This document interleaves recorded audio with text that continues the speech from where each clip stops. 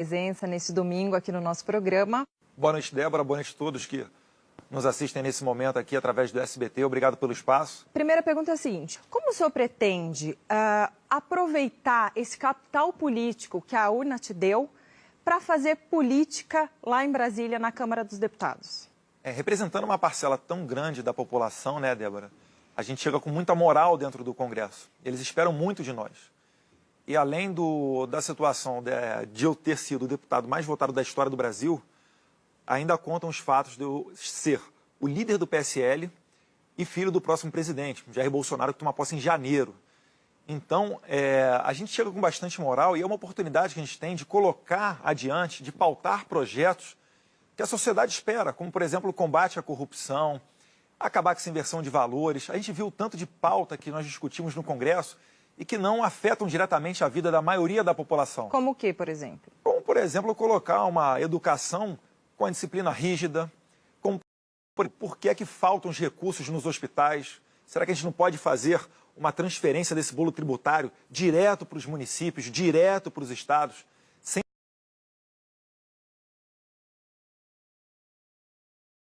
feito do que um deputado federal, um senador lá em Brasília? Então a gente tem que mudar esse jogo. Essa é a visão, inclusive, do Paulo Guedes, né, quando ele fala em mais Brasil e menos Brasília. O futuro ministro da Economia. Sim, o futuro ministro da Economia. E é assim que a gente tem que colocar adiante, né? Fora, né, obviamente, a gente fala muito de segurança pública, em dar uma maneira para o nosso policial, de fato, combater a criminalidade, bem como o cidadão poder exercer, de fato, a sua legítima defesa. Porque vale lembrar, Débora, que o Estatuto do Desarmamento, quando foi aprovado em 2003, estava no auge do mensalão. E em 2005, no referendo, aproveito até para falar aqui, que teve mais votos o não em 2005 do que qualquer outro presidente na história do Brasil. Foram 59 milhões de votos. O Jair Bolsonaro teve agora 55 milhões, né? Quase que empate técnico com Lula. Então é isso daí que a gente pretende mudar a partir do ano que vem. Deputado, seu pai foi confrontado muitas vezes durante a campanha sobre a questão da governabilidade. O senhor assume pelo PSL, o partido que formou a segunda maior bancada, atrás do PT só, na Câmara dos Deputados, com 52 deputados. O PT fez 57. Qual é a sua perspectiva para angariar apoio para os projetos do governo? A gente tenta trabalhar, além dessa questão da bancada, Felipe, que, convenhamos, acho que ninguém acreditava que o PSL fosse ter uma bancada tão grande, uma resposta tão significativa nas urnas esse ano. Fizemos uma bancada de 52. Além disso, existem alguns outros deputados que estão em partidos que vão morrer a partir do ano que vem, pela cláusula de barreira, partidos que não terão mais o tempo de televisão nem o fundo partidário.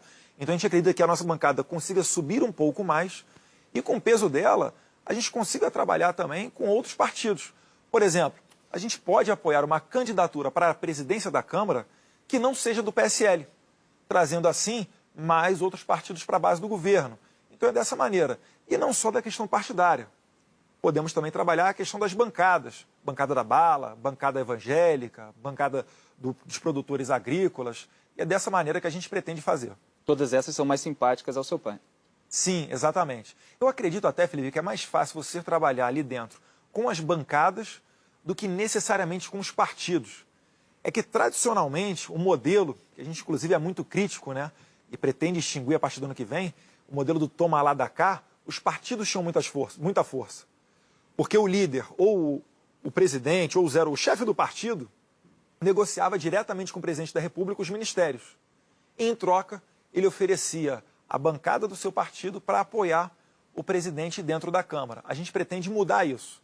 A gente pretende fazer uma nomeação independente dos ministros, como tem sido feito até agora, e atender às pautas dos deputados e senadores. Então, por exemplo, um deputado que seja da bancada do agronegócio, se nós melhorarmos ali a escoação dos produtos e atender a base eleitoral dele, a gente traz mais um deputado e mais uma bancada para dentro do governo. É assim que a gente pretende trabalhar. Constança. Ainda dentro do Congresso, o PSL chega cheio de projetos em mente, com uma bancada bem fresca.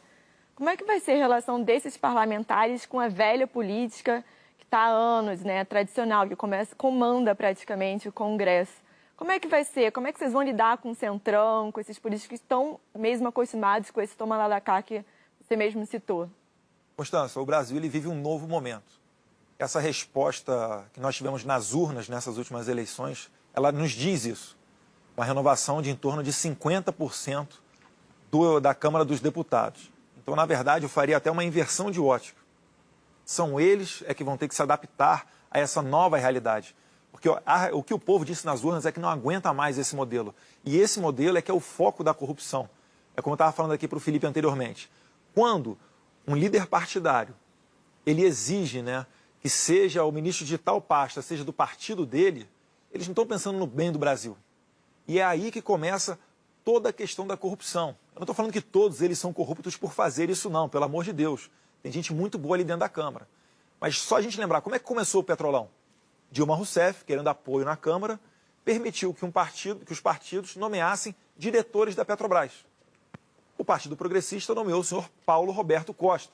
O final todo mundo sabe. E essas vísceras dos bastidores do poder, elas foram escancaradas.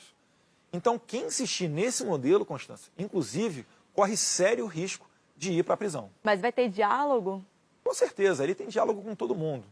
Eu acho até o seguinte, os deputados, eles devem, o seu mandato, eles devem satisfação aos seus eleitores.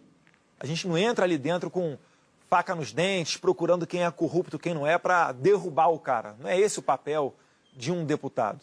Então você vai acabar negociando com todo mundo e aqueles que, porventura, caiam em alguma tentação do poder ali, vão ter que acertar as contas, ou com a Lava Jato, ou com a PGR, ou com o Ministério Público, ou com o Conselho de Ética da Casa.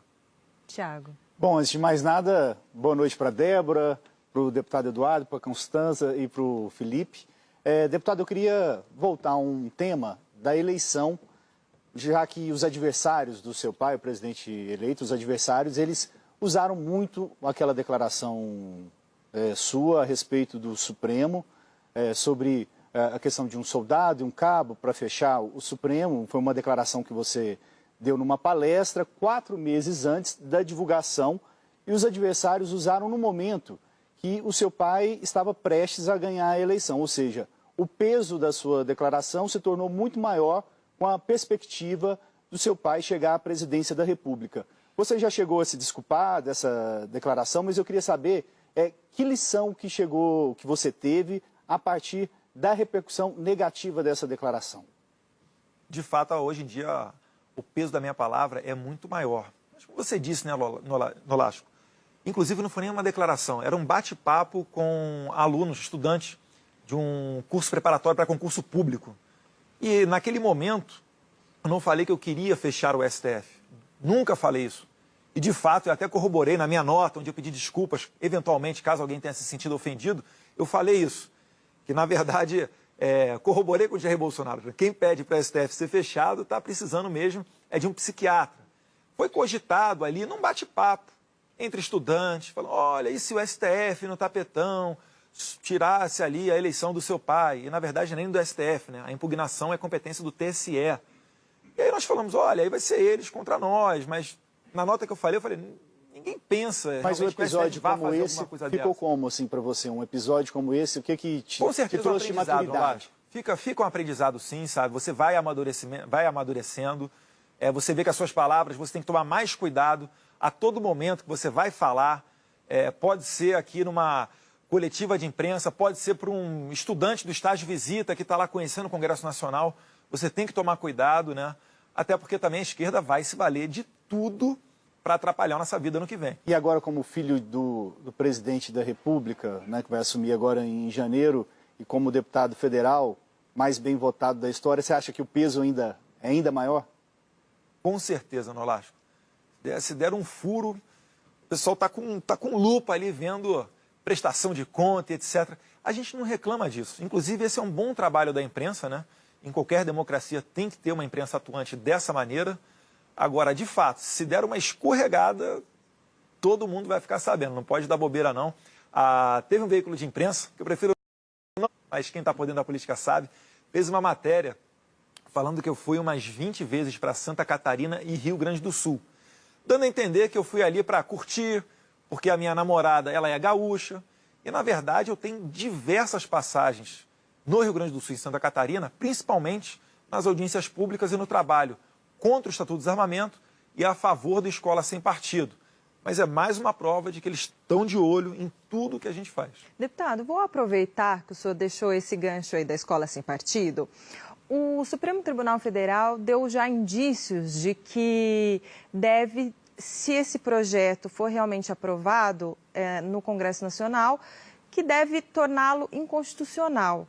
Eu queria saber de que maneira vocês vão trabalhar para que esse projeto seja aprovado, se vão, e de que maneira evitar uma visão dessa do STF para que realmente vire uma lei, se é o que vocês aprovarem.